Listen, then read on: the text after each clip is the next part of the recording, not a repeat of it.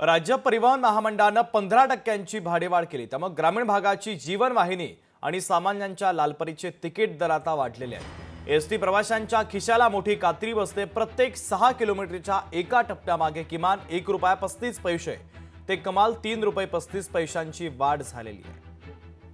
आणि याच संदर्भात जळगावातील एसटी प्रवाशांसोबत संवाद साधला आमचे प्रतिनिधी सुमित देशमुख यांनी। पाहुयात प्रवाशांचं नेमकं म्हणणं काय आहे।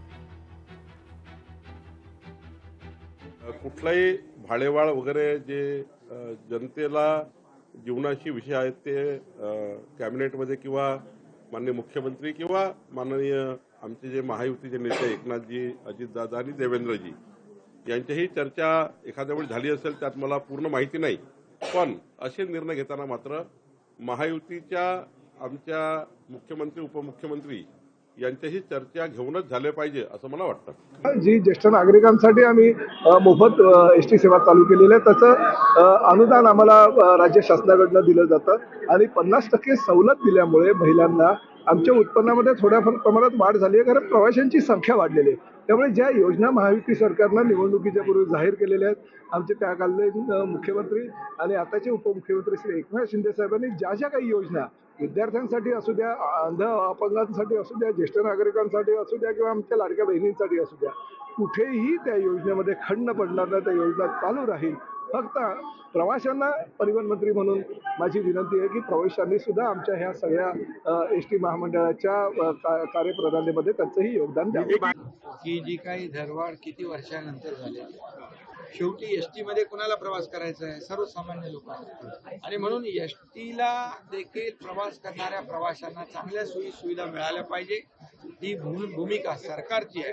कुठल्याही प्रकारचं सर्वसामान्यांना अन्याय होईल असं कुठलंही काम सरकार। मला वाटतं परिवहन खात्यासंदर्भातला निर्णय त्या ठिकाणी परिवहन मंत्रीच अधिकृतपणे त्या ठिकाणी सांगू शकेल आणि त्याच्यामुळे भाडेवाढीच्या संदर्भात त्या ठिकाणी परिवहन विभागानं प्रस्ताव बनवल्याचं परिवहन मंत्र्यांचं मी स्टेटमेंट ऐकलं आणि त्यांनी भाडेवाढीचं त्या ठिकाणी समर्थन केलं असल्याचं मला तुमच्या चॅनलच्या माध्यमातून समजलंय।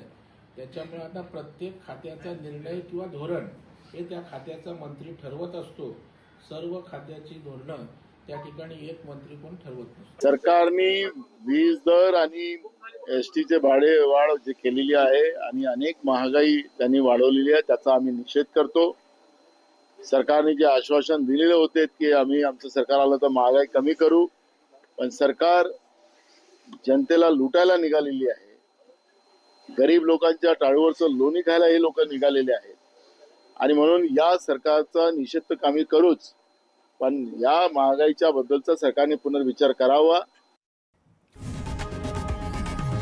लोकशाही मराठी ऐका, पहा, जागरूक रहा।